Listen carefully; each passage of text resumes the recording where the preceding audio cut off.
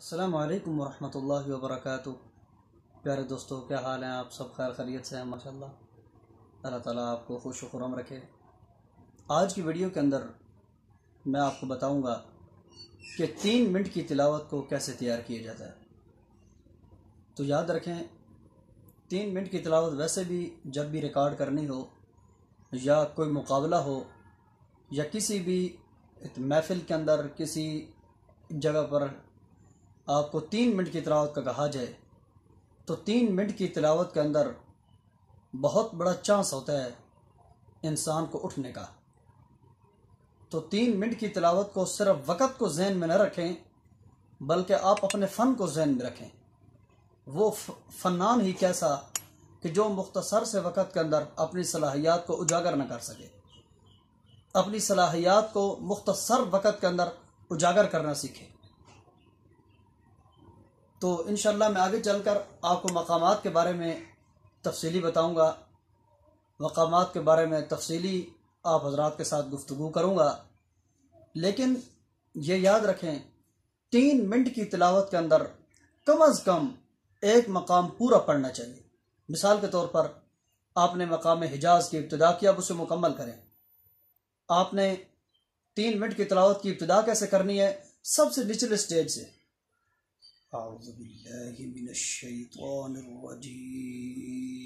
निचले स्टेज से शुरू करें और इब्तिदा के आपके इल्म में होगा, इब्तिदा के 4 मकामात होते हैं: मकाम करार, नवा, शूरी और हुसैनी।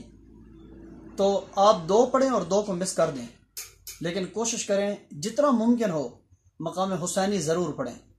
उसकी वजह यह है कि मकाम हुसैनी से तिलावत के अंदर असर पड़ता है, उससे तिलावत खूबसूरत बनती है।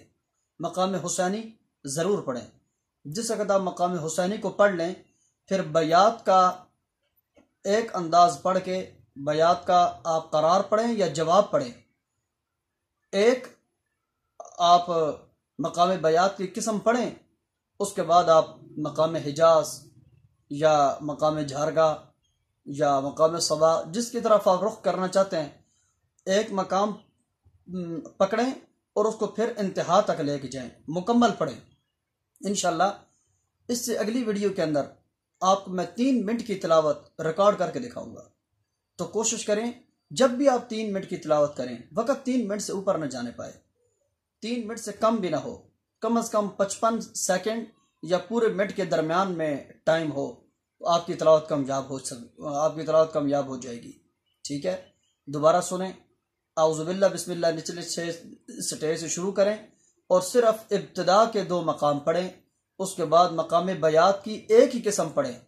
मकाम बयात की एक किस्म पढ़ने के बाद आगे जो भी मकाम आप शुरू करें उसको ऊपर तक लेके जाएं, उसको टॉप तक लेके जाएं, यानी उसकी तीनों किस्में पढ़ें। जो भी मकाम शुरू करें उसका करार, जवाब, जवाबुल जवाब तीनों पढ़ें, उसको टॉप तक लेके जाएं और फिर आखिर में इख्तितामी एक आयत पढ़कर आप अपनी तिलावत को इख्तिताम कर लें। इंशाअल्लाह इस तरीके से आप तिलावत करेंगे तो आप खुद महसूस करेंगे कि आपकी तिलावत में काफ़ी फ़र्क आया और इंशाअल्लाह आपको मुकाबले में कामयाबी के भी काफ़ी चांस मिलेंगे। और नंबर दूसरी बात यह कि अभी तक मकामात की मैं तिलावत की ये इब्तिदाई स्टेज आपको समझा रहा हूँ कि सादा अंदाज में तिलावत किस तरह की जाती है। इंशाअल्लाह चंद ही असबाब के बाद हम मकामात की तरफ रुजू करेंगे तो आपको मकामात की भी तफसील मैं बताऊंगा। पहले तो इस पर गुफ्तगू करेंगे कि मकामात पढ़ना जायज़ हैं या नहीं है, उस पर भी इंशाअल्लाह तफसीली गुफ्तगू करेंगे।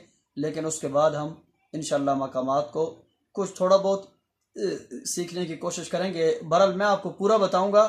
अब आपकी जितनी मेहनत होगी इंशाअल्लाह आप उसमें उतने ही कामयाब होंगे।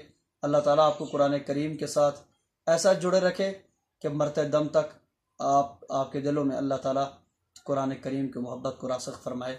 अपने भाई को दुआओं में याद रखा करें। आपकी दुआओं का मोहताज रहता हूँ।